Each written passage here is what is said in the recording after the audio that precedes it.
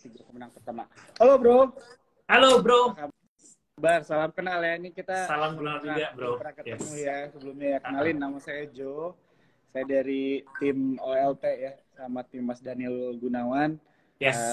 Jadi dari divisi Strategic Partnership gitu. Jadi malam hari ini sebenarnya aku maunya lebih light aja ya, discussion aja gitu kan. Karena memang biasanya kan pembicaraan T-Talks tuh lebih ke arah trading, tapi hari ini topiknya fundamental, jadi menarik banget gitu. Karena Siap. aku juga sebenarnya lebih interested ke arah fundamental sih. Aku tuh sukanya investingnya long term. Nah, jadi ini pas banget nih ya. Dan aku yakin baik banget teman-teman yang mau nanya-nanya juga nih ya sama Bro. Ini aku panggilnya Bro Kevas. Aja lah.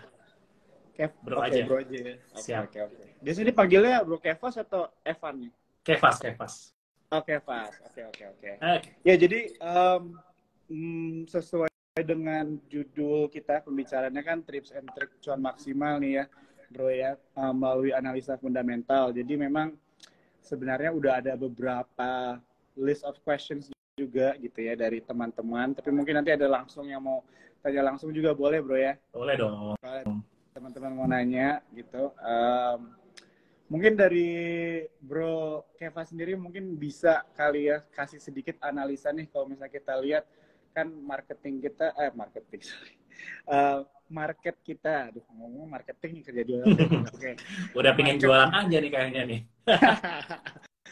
market kita lagi konsolidasi ya, Yes. beberapa hari ini kan. Kalau misalnya kita lihat dari 5 hari terakhir aja masih minus 0,99, hampir 1% gitu kan. Kalau aku lihat sih beritanya karena wait and see dari suku bunga, bahkan dari menunggu suku bunga di Cina, terus data manufaktur di Amerika gitu. Kalau menurut Bro Kepa sendiri, tanggapannya atau mungkin insight-nya buat teman-teman cuan troopers nih, mungkin yang lagi panik kali ya, atau khawatir nih kenapa market begini terus, mungkin ada bisa kasih kali tanggapannya. Oke.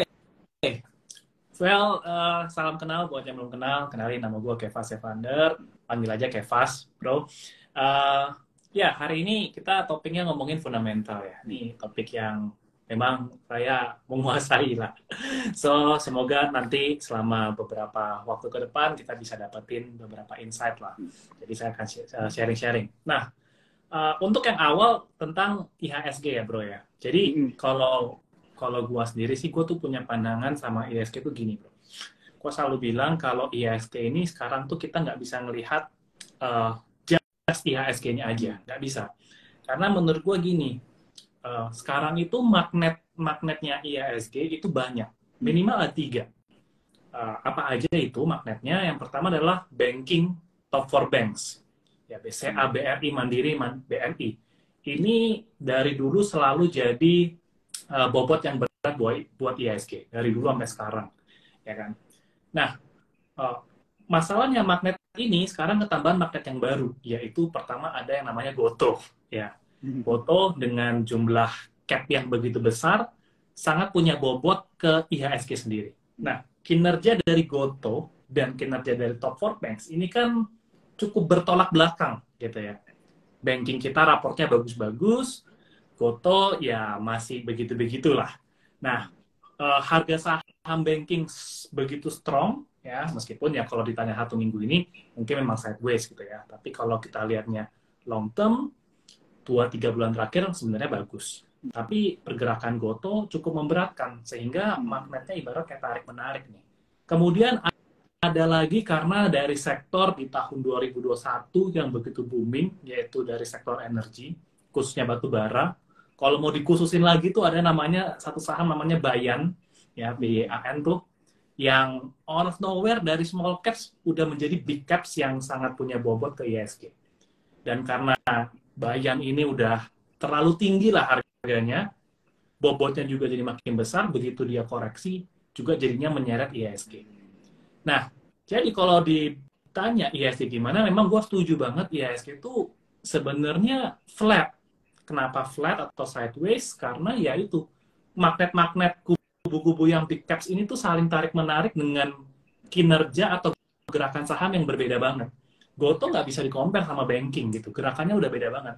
Tapi dua sektor ini tuh sangat mempengaruhi IHSG gitu. Nah, jadi gue balik lagi, kalau kita mau analisa fundamental, sebenarnya tipsnya adalah pertama, gak usah perhatiin IHSG-nya. Justru itu. Ya, justru perhatikan ke sektornya, ke sahamnya secara spesifik. Karena mau IHSG naik, bisa aja saham turun. Ya, mau IHSG lagi jungkir balik, turun, kalau sahamnya memang kinerjanya bagus, bisa aja harga sahamnya naik. Nah, jadi kalau fundamentalis itu biasa, oke, fokus ke kinerja perusahaannya. Nah, wah, ini menarik banget ya. Ini kayak ngomong sama dokter nih, udah panik gitu kan, tiba-tiba dikasih solusi yang bikin tenang gitu. Jadi kalau misalnya aku mungkin recap sedikit tadi bro ya, berarti ngomongnya itu adalah tentang bahwa IHSG itu memang banyak magnetnya dan kita juga harus tahu nih kan alasannya kenapa market IHSG kita itu bisa dibilang sideways begitu ya, karena memang bobot-bobot dari saham-saham yang besar ini tarik-menarik gitu ya tadi ya. Jadi memang bagusnya kalau misalnya kita lihat secara fundamental juga lebih fokus ke sektornya, ke sahamnya daripada harus selalu mengkhawatirkan IHSG secara keseluruhan begitu ya. Betul. Oke. Menarik nih ya. Buat teman-teman kalau misalnya ada yang udah mau nanya-nanya, boleh ya langsung ditanya aja. Nanti kita tampung dulu. Nanti di akhir, menjelang akhir dari IG Live ini kita mulai akan pilih deh satu-satu ya teman-teman kalau ada pertanyaannya. Oke, mungkin kita pertanyaannya yang simple-simple dulu aja kali bro ya. Jadi kayak aku kadang-kadang kayak suka wonder gitu ya. Jadi kalau bisa dibilang sebenarnya bro ini bro lebih fundamental gitu ya berarti ya kalau misalnya analisa saham ya. Oke. Jadi kalau misalnya ngobrolin tentang fundamental itu sebenarnya kan cukup dalam bro ya dan bisa lama ya. Nggak mungkin bisa sejam ngaji live kan. Ya kan? Realitanya gitu ya. Nah jadi kalau misalnya pertanyaannya mungkin kalau first thing you see from a company, kalau mau melihat dari analisa fundamental tuh apa yang pertama kali lu lihat? Walaupun sebenarnya kan you have to see the whole thing, I know. Tapi kayak one thing that you notice atau maybe two things yang langsung lu lihat dulu untuk menilai satu perusahaan secara fundamental itu apa? Mungkin bisa di-share. Oke.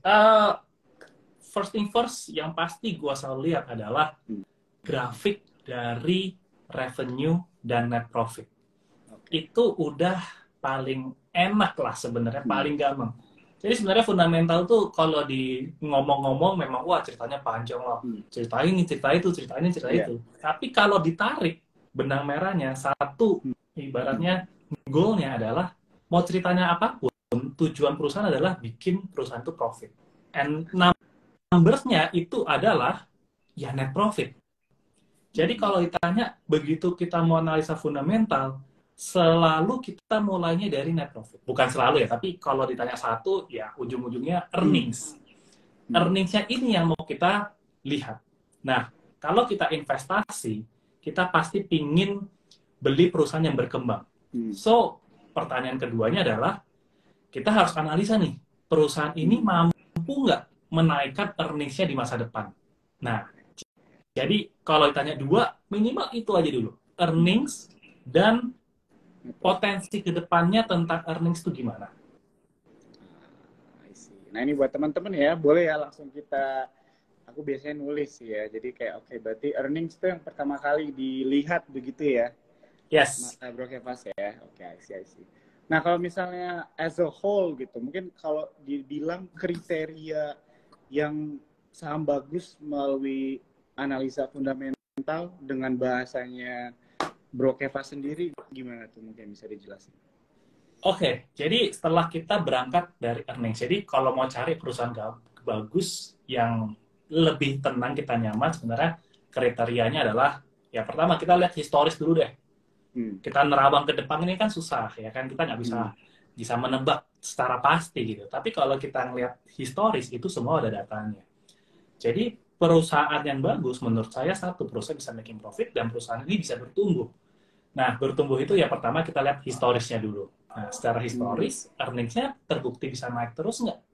Ya jadi itu udah ciri-ciri bagus. Revenue-nya atau pendapatannya meningkat, earnings-nya juga meningkat. Nah itu satu indikator yang paling gampang. Nah, baru kemudian ini soal selera sebenarnya. Bukan soal selera sih, tapi gimana ya ngomongnya. Semua industri semua jenis bisnis bisa meningkatkan revenue. Tapi bisnis cara mainnya kan beda-beda ya. Bisnis retail sama bisnis pertambangan tentu beda. Nah, jadi kita harus, kalau dibilang kita ibaratnya punya circle of competence. Kompetensi kita tuh di mana sih? Kita biasanya kalau mulai dari perusahaan-perusahaan yang kalian tahu, mulai dari perusahaan-perusahaan yang kita mudah mengerti, ya consumer goods gitu ya, atau teman-teman bekerja di bidang, misalnya di bidang pertambangan gitu ya, jadi mau analisa perusahaan pertambangan itu bisa. Nah, jadi yang kedua, yang berikutnya adalah kita harus tahu kompetensi kita pahamnya di mana. Nah, kalau nggak paham, aduh saya ini masih pelajar, nggak ngerti industrinya apa ini itu gitu kan. Ya sebenarnya kita bisa mulai dari satu basic yang pahami rasio keuangan.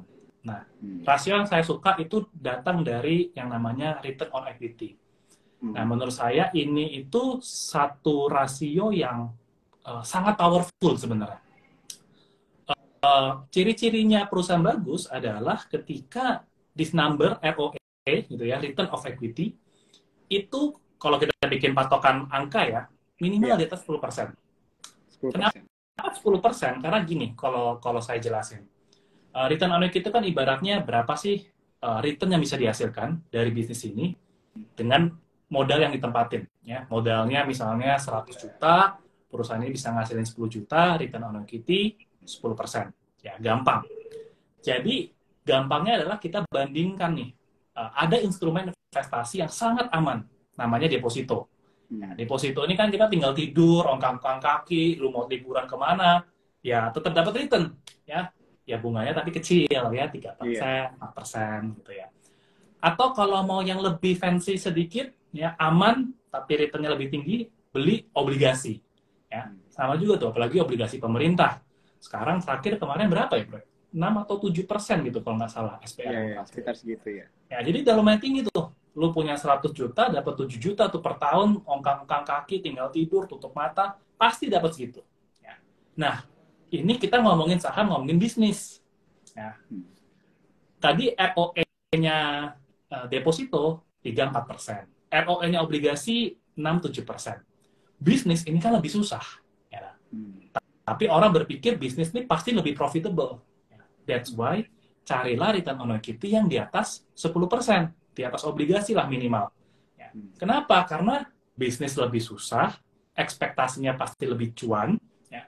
Tapi kalau bisnisnya sendiri ternyata return on equity-nya 5%, ya buat saya ngapain sih susah-susah branding, susah-susah operasional, susah-susah manage karyawan. Mending lu punya duit, taruh aja di obligasi. Ya nggak? Daripada susah-susah bikin bisnis. Make sense kan? Gitu. Iya. Jadi ROE ini sangat penting sekali dalam sebuah saham gitu. Kalau bisnisnya aja nggak bisa making profit lebih dari obligasi, sebenarnya kan bisnisnya nggak profitable. Ngapain? Gitu. Jadi kita cari minimal 10%. Ya.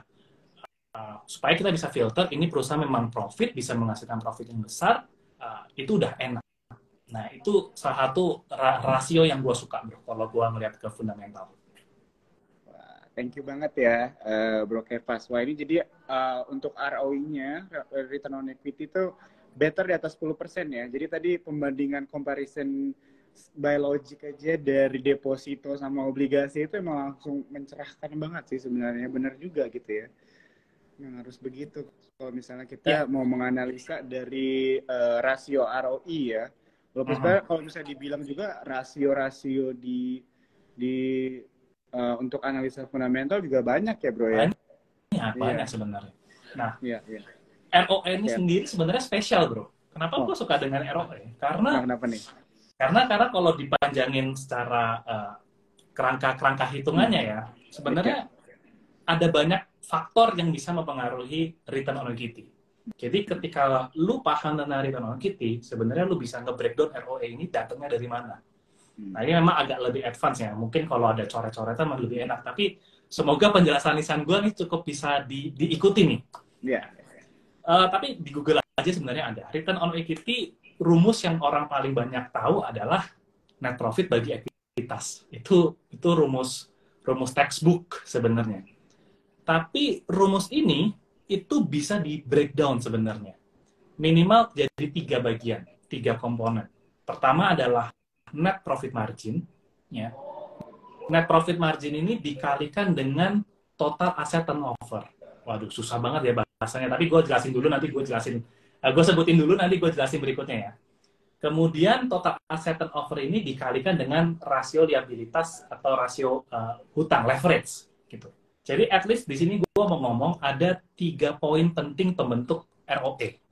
Nah, jadi pertama adalah profitability, ya, profit margin.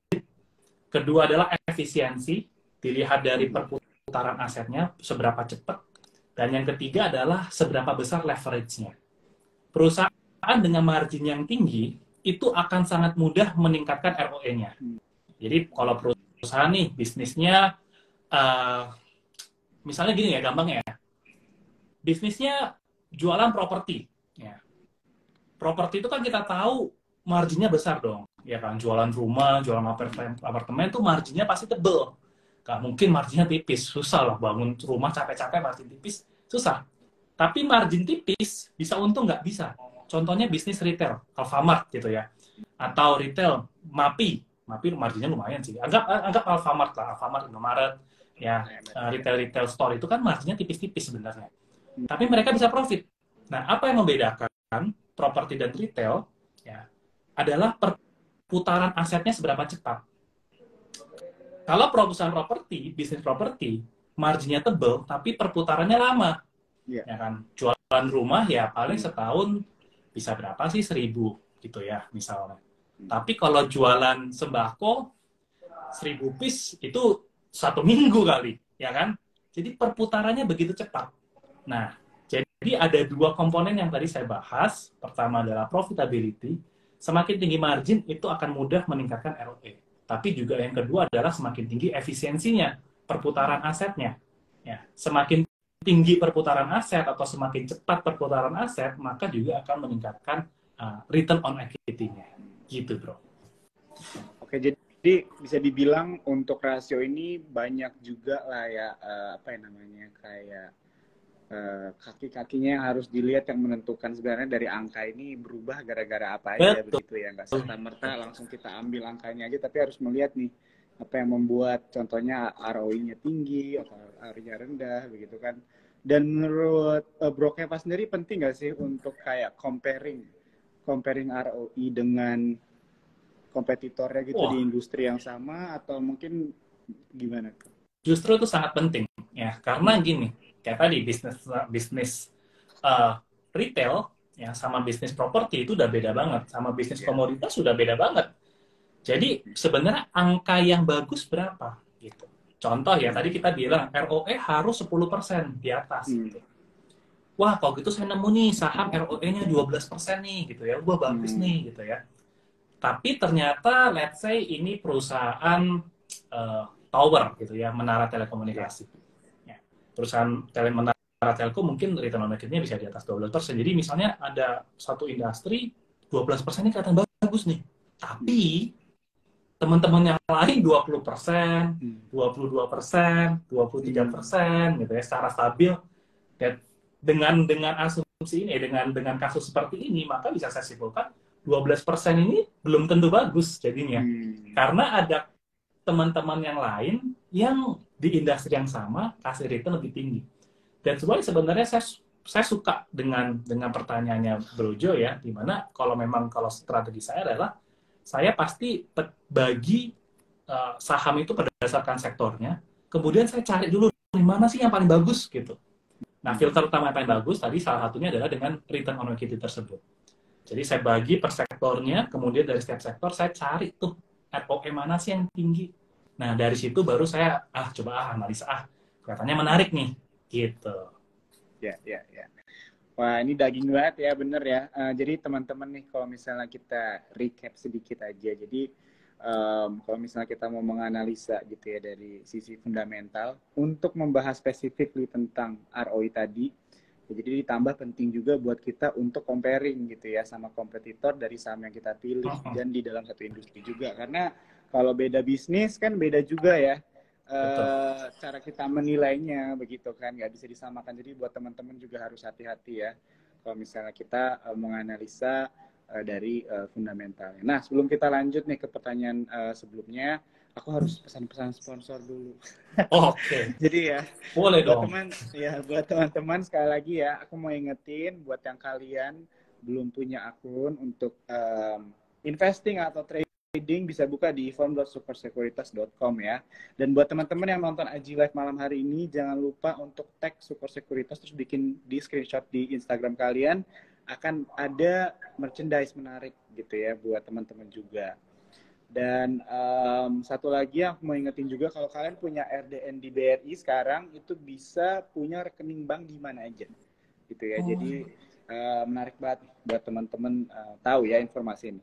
Oke, Gue juga kita baru lanjut tahu nih tuh ya. ternyata ya. Jadi kita daftar pakai BRI, pilih BRI. Misalnya gue punya akunnya banknya temennya Mandiri gitu kan. Iya, Bisa ya bro ya? bisa bro, bisa. Dulu Oh, kan harus sama kan. Sekarang kalau yes, yes, RDN yes. BRI dia bisa dari bank mana aja.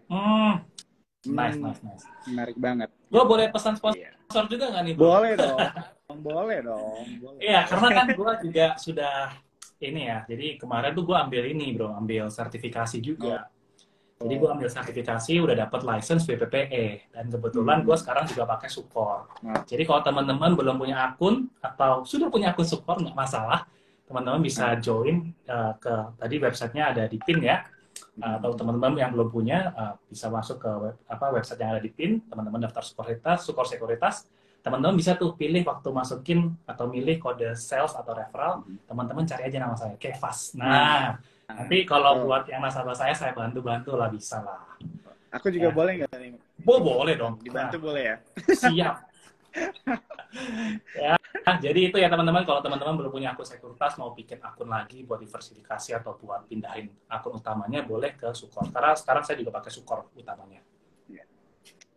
Ya. Jadi seru banget nih. Aduh. Oke, kita lanjut boleh nggak nih bro? Oh, lanjut dong. Nih aku sebenarnya ada beberapa pertanyaan dari aku juga sih. Oke, boleh. Oke, jadi ini tadi kan kita mungkin selalu ngelihatnya dari sisi analisa gitu ya, dari luar lah ya, bagaimana cara menganalisa saham, bla bla bla gitu ya. Tapi aku pengen pertanyaan itu dari sisi contohnya investor gitu. Biasanya nih, kesalahan umum bagi investor baru tuh dalam menganalisa melalui sisi fundamental tuh apa tuh? Biasanya yang Bro Kevas sering lihat, yang kayak kelihatannya ini sering banget terjadi, atau mungkin satu hal yang simple banget tapi orang selalu menanggapinya salah gitu. Mungkin bisa di-share gitu ya, supaya teman-teman nggak kejadian. Kesalahan yang paling sering terjadi buat orang fundamentalis, dan dulu pun saya juga pernah ngalamin, adalah kita pertama pasti belajar rasio keuangan. Betul ya? Dan salah satu rasio yang pasti dibelajarin adalah rasio PE dan rasio PBV. Per PBV. Wah, kenapa dosam ini? Karena kan orang pengen tahunya ini mahal atau murah sih, ya kan? Nah, biasanya di textbook selalu seringnya dikatakan seperti ini. Per semakin kecil semakin murah. Betul ya? Kalau ada angka patokan biasanya per di bawah 10 kali itu murah. Ya. PBV di bawah 1 kali dikatakan murah. Nah, jadi kesalahan yang sering terjadi adalah belum tahu sahamnya apa, tapi udah cari dulu mana sih daftar saham yang pernya di bawah 10, mana PBV yang di bawah 1. Cari yang paling kecil dan itu yang dibeli.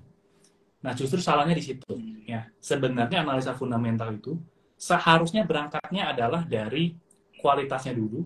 Ya. Kita tahu perusahaannya memang bagus, baru kita tawar harganya. Memang kalau berangkat dari harga bisa juga, ya. Jadi begitu kita lihat screening, oh harganya murah, kita cek fundamental kualitasnya gimana. Jadi jangan cuma sekedar terjebak di, oh ini pernya 5 kali, PBV-nya 0,3 kali. Wah ini murah nih. Nah jangan salah teman-teman, karena konsepnya gini, barang bagus itu harusnya dijual mahal. Ya. Kalau teman-teman punya bisnis, teman-teman bikin produk, nah ini paling depan gampang balsem nih, kebetulan ada balsem. Ya teman-teman bikin balsem lah, ini bukan emiten Indonesia ya juga ya. Teman-teman bikin produk balsem ini bagus, khasiatnya bisa melegakan tulang-tulang otot, tahu teman-teman bagus, dijualnya mahal lah pasti. Gak mungkin teman-teman bikin bisnis ini jualnya murah. Ya enggak? Sama juga di saham, sebenarnya saham bagus, barang bagus, sangat tidak layak untuk dijual murah. Ya dong, orang barang bagus dijual murah, nggak masuk akal. Harusnya bagus. Nah, lalu apa yang biasanya dijual murah? Ya barang-barang yang memang nggak bagus, ya kan?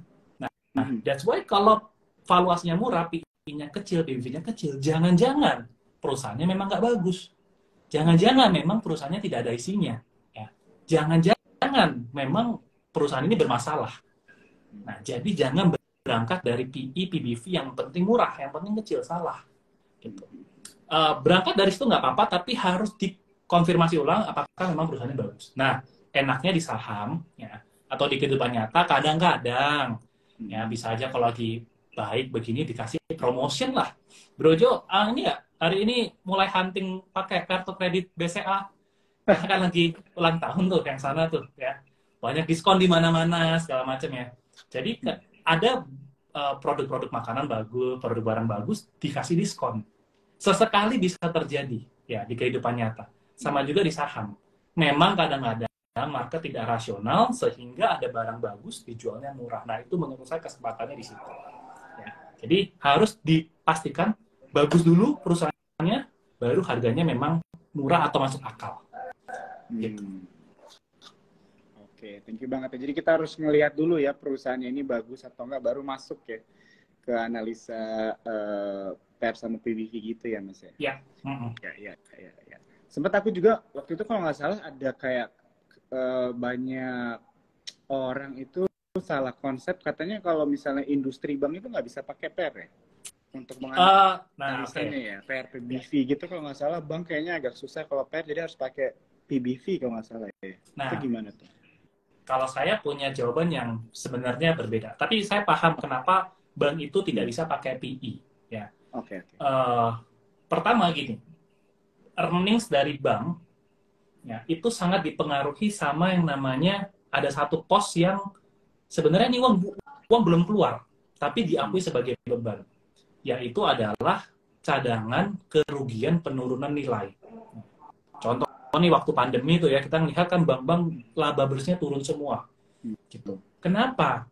Karena perbankan takut nih. Wah, takut banyak yang gagal bayar. Ya udah deh, uang gua yang ada di bank, yang punya uang perusahaannya dia, saya cadangin sedikit deh. Atau saya lebihin deh cadangannya. Supaya kalau amit-amit ada yang gagal bayar, gua udah siapin dananya. Nah, angka ini itu bisa ditentukan oleh manajemennya sendiri. Ya, kalau memang dia forecastingnya bisnisnya bermasalah, cadangannya bisa dibesarin. Kalau kelihatannya baik-baik saja, ya cadangannya bisa diturunin. Nah, ketika cadangannya ini dibesarin, earnings-nya ini tuh bisa langsung hilang, bro.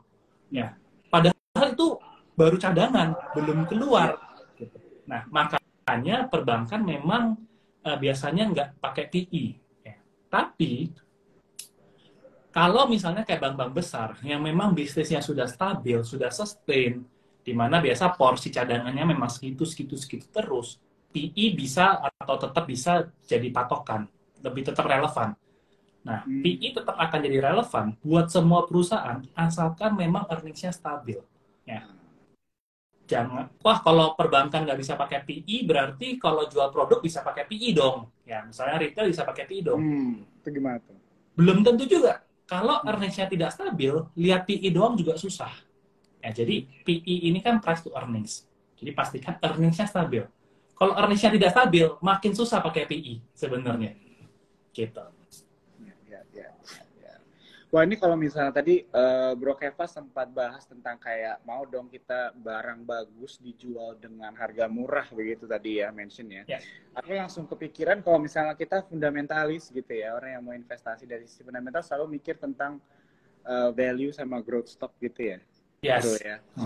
Nah, jadi kalau misalnya untuk growth sama value ini ada nggak kira-kira dari Bro Kevas tips and trick nih buat contohnya teman-teman kita yang lagi nonton, aku ini lebih suka growth stock gitu, atau sama teman-teman yang aku lebih suka value stock. Kira-kira ada nggak nih nasihat buat dua kubu ini gitu, mereka mau milih?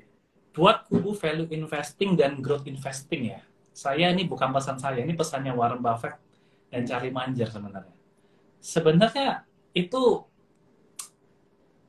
tidak benar kata-kata itu. Ya.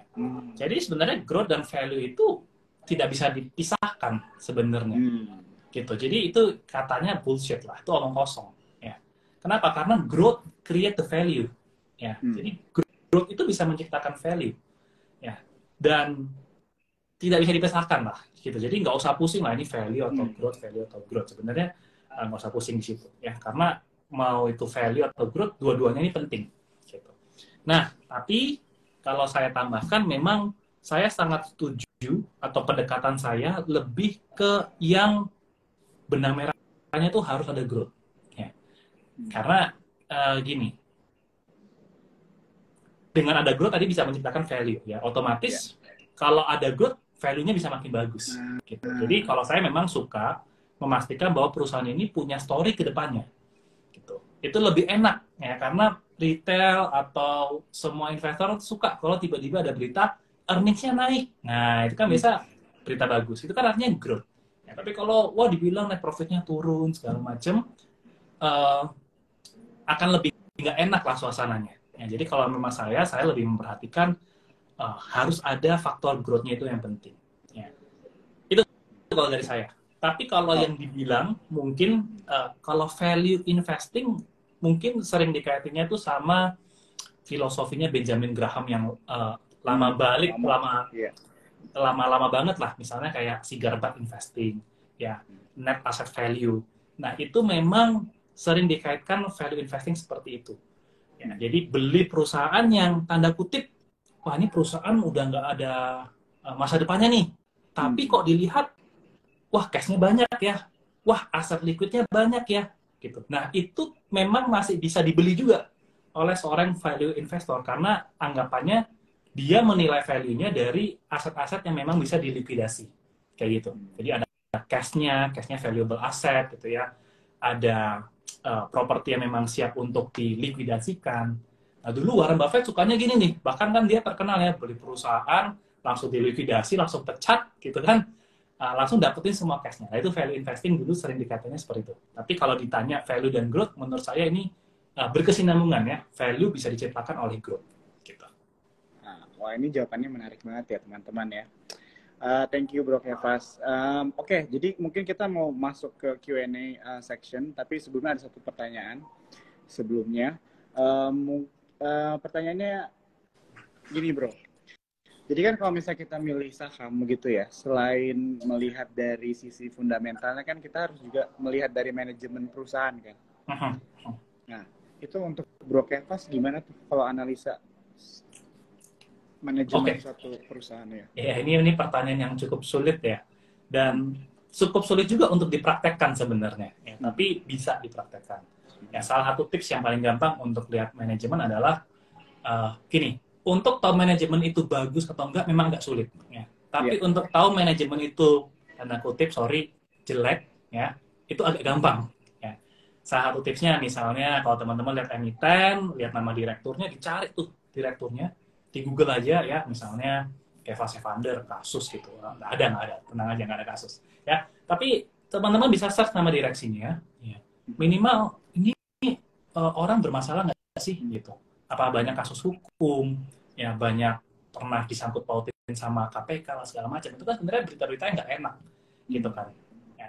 Jadi itu, nah yang bisa kita lakukan yang gampangnya dulu untuk menghindari manajemen yang buruk gitu. Nah, yang kedua adalah misalnya memang, ya ini kadang susah juga, nih butuh judgement dari kita ya, karena kita menilai, kita bisa percaya sama orang kan kadang judgement kita bisa beda bro. Kita suka sama orang, judgementnya bisa beda. Nah, tapi sekarang dengan kemudahan dunia teknologi ya, dan banyak kreator-kreator di sana yang spirit sharingnya juga banyak, ya, teman-teman bisa mulai search di YouTube gitu misalnya. Ya. Wah, penasaran nih sama perusahaan ini, direkturnya siapa sih? Namanya Bapak A gitu ya. Teman-teman cari aja, Bapak A ini di YouTube sering keluar nggak sih? Gitu. Ada podcastnya nggak sih? Gitu. Siapa tahu ada yang pernah wawancara, gitu ya. Nah, dari wawancara-wawancara itu teman-teman bisa lihat, gimana sih cara pembawanya dia? Kelihatan nggak sih orang ini meyakinkan atau enggak? Kelihatan kok, maksudnya orang-orang yang tanda kutip down to earth, gitu ya. Atau yang ternyata auranya sombong, gitu.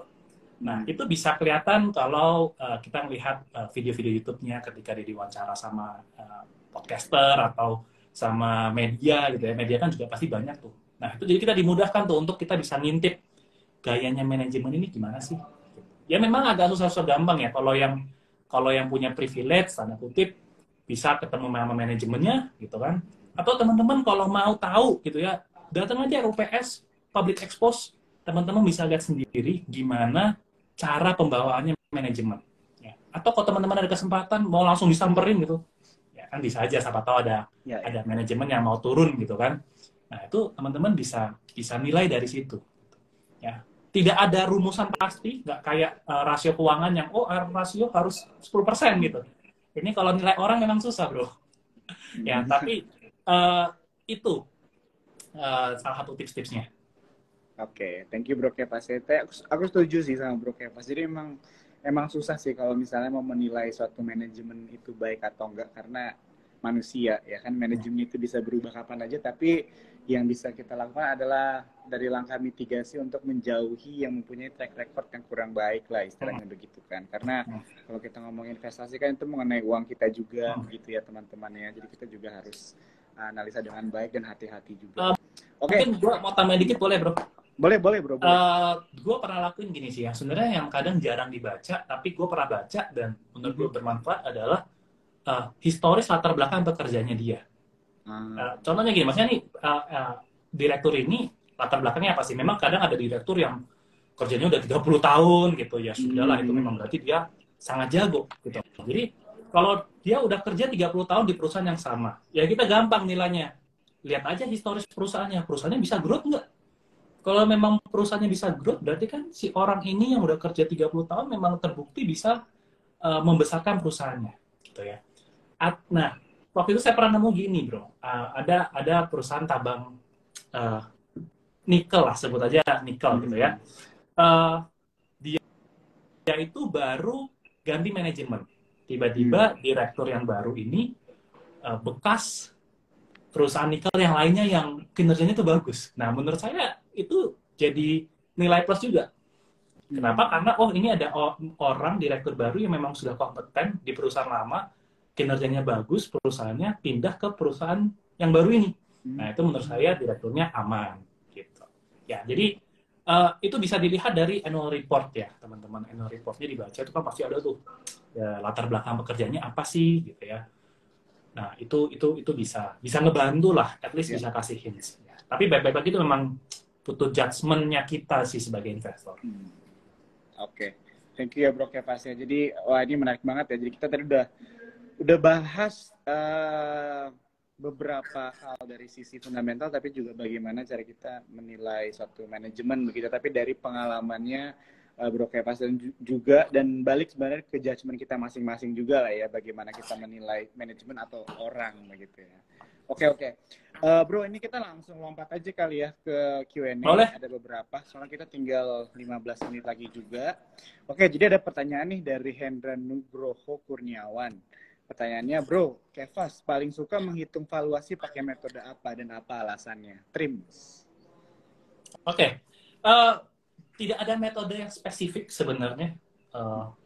Kalau gue selalu bilang valuasi itu common sense. Yang masuk akal nggak sih bisnisnya? Sebenarnya itu semua tergantung framework ya. Sebenarnya kalau dibalik lagi, saya tuh pakainya cuma PI dan PB sebenarnya. Simple loh. Sama kayak yang kita bahas. Ya. Cuma kita harus benar-benar paham arti PI ini tuh apa, arti PB ini tuh apa. PI ini datangnya dari mana? Gitu. Contoh gini. Salah satu, kadang itu juga saya bilangnya gini, kadang saya itu make it simple aja. Ya. Jadi salah satu strategi yang paling saya suka adalah kita cari perusahaan yang makin bagus, tapi harga makin murah. Nah, tapi bukan harga makin murah, tapi valuasi makin murah. Ya. Nah, salah satunya adalah kita misalnya kumpulin tuh data historis PI 5 tahun sebelumnya. Ya. Ketika PI-nya sudah di bawah angka 5 tahun, ya, atau ini dalam 5 tahun terakhir ini rasio PI dan rasio PB yang paling rendah. Padahal kinerjanya makin bagus. Ya, lagi harus ada kata kunci, ada kinerjanya bagus ya. Nah, menurut saya di situ saya bisa katakan itu harganya jadi lebih murah gitu ya. Nah, targetnya berapa? Targetnya adalah misalnya rata-rata dari PI 5 tahunnya, rata-rata PB 5 tahunnya. Jadi itu bisa jadi patokan ya. Atau kalau ternyata kinerjanya nggak stabil gitu ya, naik turun gitu ya. biasanya saya suka bandingkan dengan growth-nya. Jadi misalnya gini, kayak tadi kita selalu belajar PI semakin kecil semakin murah. Ya. Malah itu yang kita kadang kita sering cari gitu ya. Kalau PI 15 kali ke atas nggak mau nyentuh gitu. Nah, jadi salah satu yang paling saya suka adalah kita bandingkan PI itu dengan growth-nya. Ya. Ini adalah rasio dari Peter Lynch ya, Price Earnings Growth, PEG. PI 15 kali itu dikatakan wajar kalau growth-nya adalah 15% juga minimal. Jadi 1:1 tuh. Tapi ini GARP ya? Apa? Ini GARP bukan ya? Ya, growth at reasonable price, betul. Ya, atau kalau rasionya price earnings growth ya. PI 15 kali dikatakan wajar kalau growth-nya 15%. Bahkan PI 25 kali, wah kelihatannya mahal dong, tapi bisa dikatakan wajar kalau memang dia bisa growth 25% terus. Nah, jadi kalau kita bisa melihat nih, ada saham. Sahamnya ini growth-nya 15%. Ya, berarti PI yang patokannya wajar adalah 15 kali. Gitu ya. Ternyata sekarang harganya turun terus dan membuat saham ini PI-nya 10 kali. Wah, buat saya ini tertarik. Nah, padahal 10 kali ini mungkin angka 10 belum terlihat murah tuh. Ya kan? Tapi, orang ini bisa growth-nya 15% kok. Kalau dikasih PI 15 kali ini masih wajar loh. Gitu. Ya, jadi, saya mau beli. Kalau PI-nya 10 kali. Ya, karena masih ada ruang kalau dia balik ke 15 kali, itu saya masih bisa capital gain. Ya, 50%-an tuh. Ya.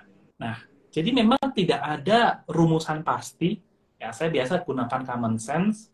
Apakah PI-nya ini masih masuk akal atau masih murah atau enggak? Nah, itu biasa berdasarkan judgment. Ya, kita lihat historisnya, kita lihat growth-nya, kita lihat kompetitornya kayak gimana. Kayak gitu, bro. Oke. Jadi saya nggak bikin discounted cash flow gitu, saya nggak pernah bikin. Ya, jadi saya nggak pakai forecasting segala macam sih enggak. Oke, thank you bro ya jawabannya. Kita lanjut nih ya ke pertanyaan selanjutnya dari Sanditan. Pertanyaannya, Kokefas, WNVR, Unilever ROI-nya besar 100%, tapi earning-nya turun terus tiap tahun. Gimana view-nya Kokefas? Thank you. Mungkin bisa kasih view aja kok tentang WNVR itu gimana ya kira-kira? Oke. Nah, balik lagi ke pembicaraan kita sama Brojo nih tadi ya. Paling pertama sebenarnya, apa sih yang saya lihat gitu? Ya jawabannya earnings. Apakah earnings-nya bisa growth atau tidak?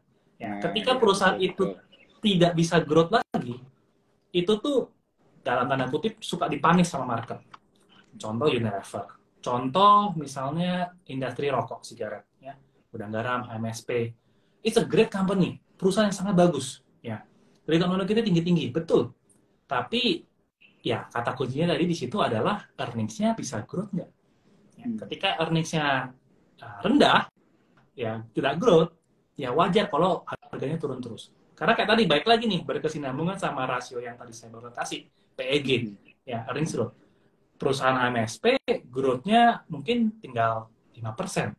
Berarti PI wajarnya 5 kali, bro. Ya kan? Jadi ketika memang tidak ada growth, harga wajarnya pasti akan turun. Meskipun rasio equity-nya tinggi. Ya, jadi that's why saya paling suka pertama lihat growth-nya dulu, baru untuk pahami bisnis, pahami ROE. Nah, karena gini, tadi kayak saya bilang juga, ROE penting. ROE ada 3 komponen tadi, profitability, turnover, leverage. Unilever ini tinggi karena leverage-nya sangat tinggi, ya. Tapi leverage yang baik, jadi which is fine, sangat aman, ya. Tapi teman-teman juga cek aset turnover-nya meningkat atau menurun. Nah, salah satu penyebab ROE-nya tetap bagus, tapi sekarang makin turun adalah karena turnover-nya melambat. Ya, ketika turnover atau efisiensi melambat, ini menurunkan ROE.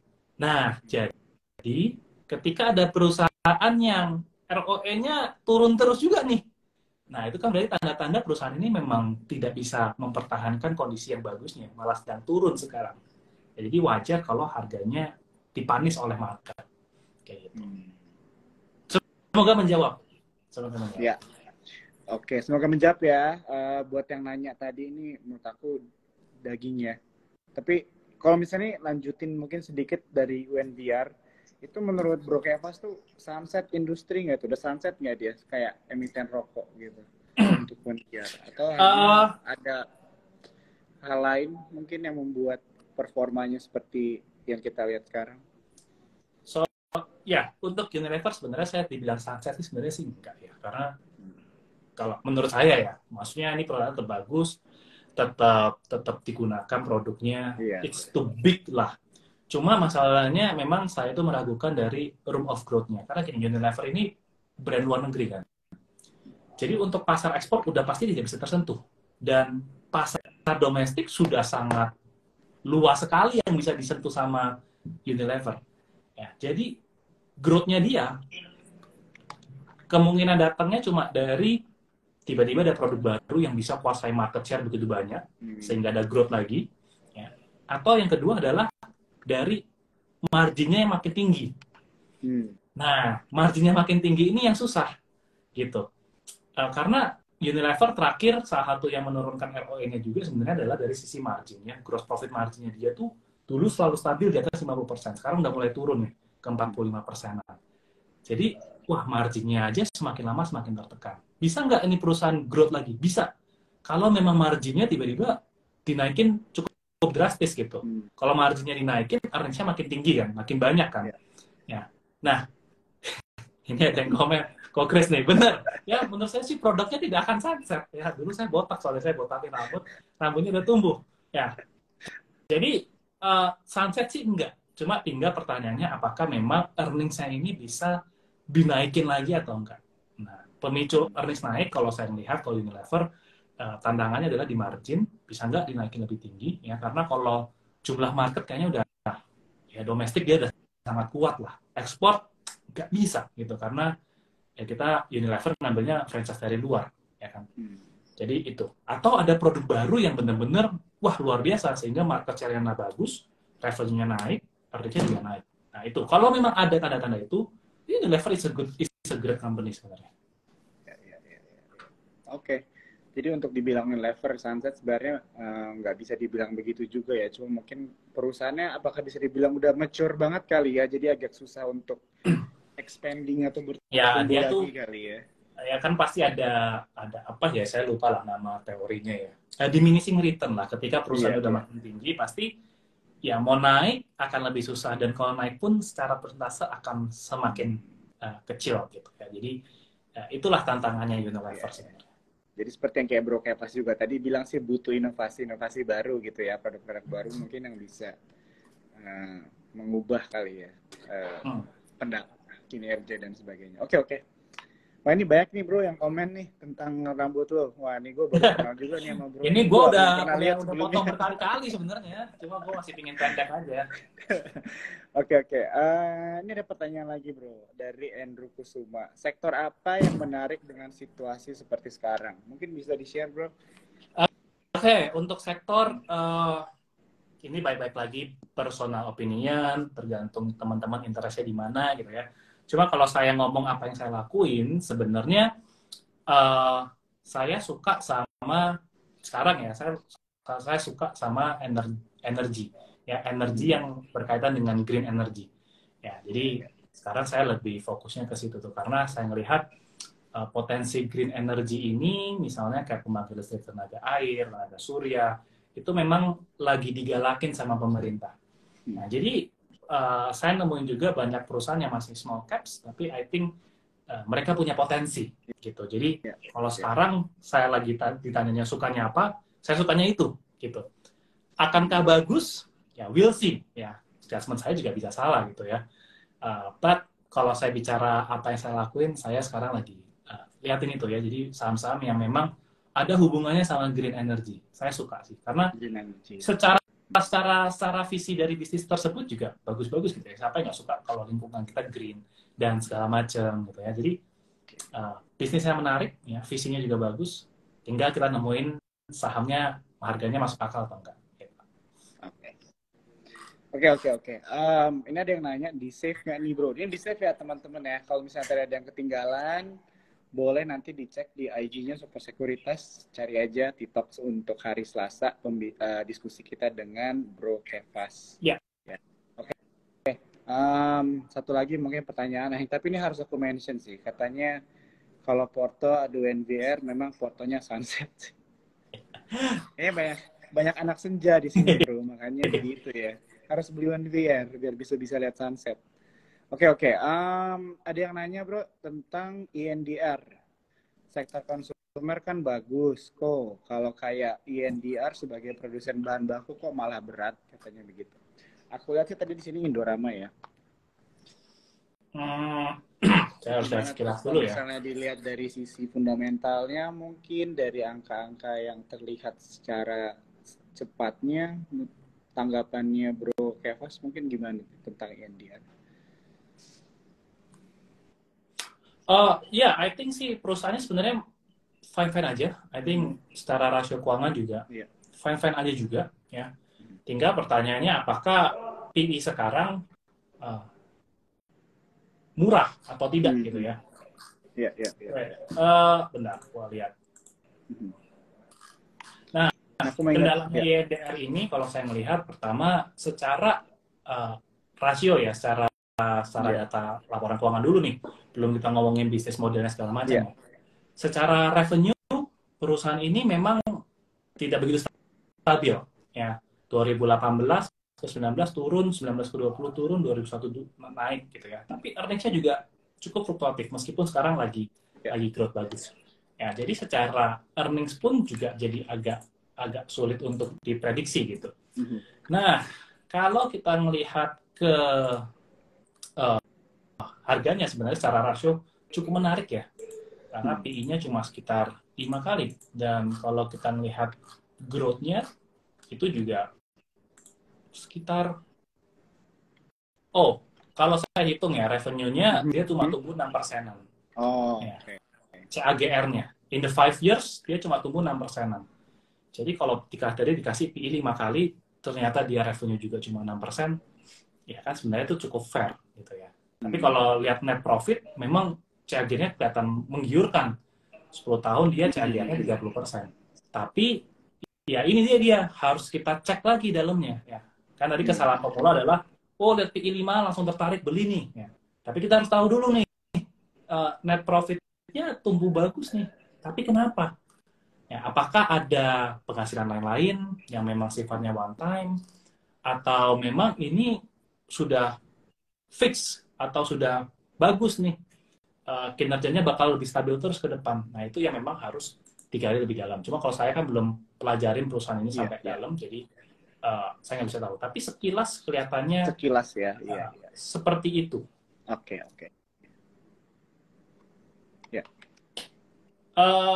Ya, di sini saya juga melihat kalau net profit marginnya dia itu cukup volatil lah. Ya, jadi mungkin ada pendapatan yang I don't know itu stabil atau enggak gitu. Oke. Wah, thank you banget nih ya Bro Kevas. Sebenarnya ada beberapa pertanyaan lagi, cuma kita sudah di waktunya begitu ya teman-teman ya. Nah ini buat teman-teman kalau misalnya ada yang mau nonton lagi IG live-nya bisa langsung aja cek di IG Super Sekuritas. Kalau ada yang mau ngobrol lagi nanti kita usahakan supaya ketemu lagi. Ini aku baru pertama kali nih ngobrol sama Bro Kevas, seru banget sih. Aku belajar banyak juga ya malam ini. Dan aku lihat dari tadi emang yang nonton itu stabil ya, bukan stabil bahkan naik terus nih, growing terus angkanya yang nonton. Nah, itu jadi buat ciri-ciri perusahaan bagus. Ya, siap. Oke, buat teman-teman boleh ya langsung follow mungkin IG-nya Bro Kevas sendiri atau ada IG-nya Stock Up juga ya Bro ya? Ada, boleh follow Instagram saya Kevas Evander atau kalau mau mampir ke Stock Up juga boleh di stockup_Indonesia. Nah, oke. Buat teman-teman yang mau belajar mungkin banyak banget nih akan ada edukasi dari situ juga dan dari Sekuritas juga ya. Oke, Bro, dari gua thank you banget ya buat waktunya. Sama-sama Bro. Hari ini ya. Salam kenal juga Bro ya. Salam kenal juga. Nice talk with you. Yeah, nice talking with you too, Bro. Oke, buat teman-teman Jotroopers sampai kita ketemu lagi ya di TikTok selanjutnya. Selamat malam. See you guys. Thank you.